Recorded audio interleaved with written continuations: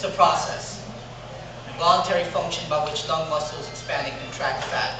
The human body can't survive without oxygen. So natural, so basic, that so often are we conscious of our lungs pumping, our chest heaving, never needing to be reminded that we're alive today because we're still breathing. But lately, it seems to have had to be more aware of this intake in my chest, having to manually manipulate the natural pattern in my breath. In times of pressure, in times of stress, sometimes the only solution I have left is to just breathe. Like when my alarm mysteriously malfunctions during the morning of an important meeting, breathe. Like when my cell phone decides to disconnect during an important conversation, breathe. Like when some asshole cuts me off in his BMW convertible, knowing for a fact that it's reckless drivers like that who make auto insurance in the state of Florida just that much more unaffordable, breathe. Like when the bill collector calls me to schedule another payment, when I told this mother yesterday that I didn't have the $100 to pay, and if I didn't have it then, well, God forbid I would have it today. Breathe. Like when I stop at Burger King on the way home from a 9-hour shift, hungry because I had to skip lunch, and the only job that this pimple-faced kid at the drive-thru has is to make sure that my Whopper has no tomatoes. But now I'm plucking tomato particles out of my teeth. Am I bitter? Breathe. Like when the bank, right, charges me a $30 overdraft fee because of a $2 purchase.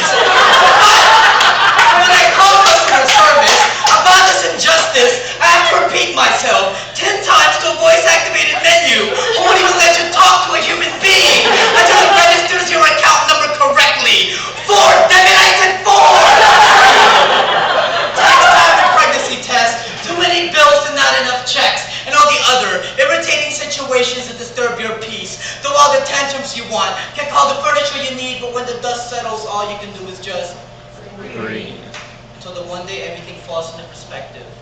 Walking into my best friend's bedroom to find him seated on the floor by his wife's bedside, waiting for the chance that she just might wake in the middle of the night, whispering for a glass of water. And he'll get it for her, knowing she's too weak to get it herself in her type of condition. She lays in fetal position, cradles her bald head in complete submission, taking short breaths that cut the silence of the small incisions. He listens closely, entertains himself mostly while replaying the memories of days when her hair never ceased to grow, using those memories now to fight off the need to know that that's what chemo does to you.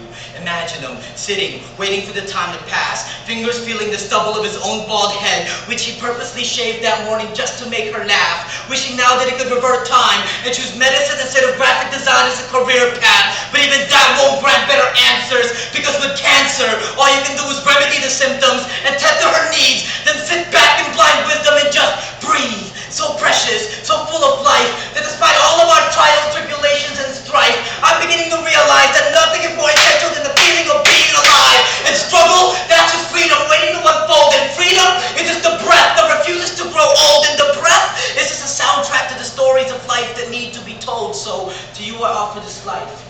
To you I offer this peace. To you I offer the simple solace of oxygen being inhaled and released. Because anything worth happening happens between the inhale and the exhale, between conception and death. And time fills the spaces between with the beat by which we tune our breath. Time is ticking, slipping, faster than we can expect. So I can't afford any more time trying to define what comes next. I'm living now. I'm living today. I'm living as if the entire world is my stage. My God is watching, waiting on me to achieve. So I respond by holding my breath the moment I step up to the mic to speak. And when my time is done, I'll